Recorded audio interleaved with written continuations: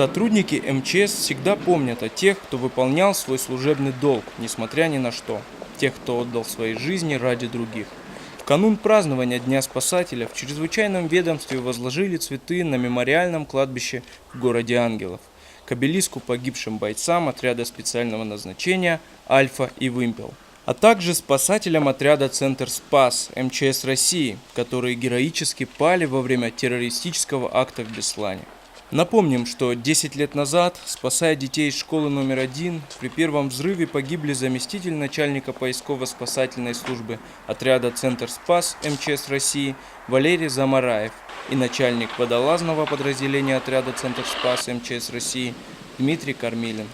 Сегодня мы почтили память нашим ребятам, которые погибли, защищая детей, наше Отечество, наше чистое небо. Мы каждый год возлагаем и чтим память погибших ребят. Данное мероприятие позволяет не забывать то, что было, с оптимизмом смотреть в будущее.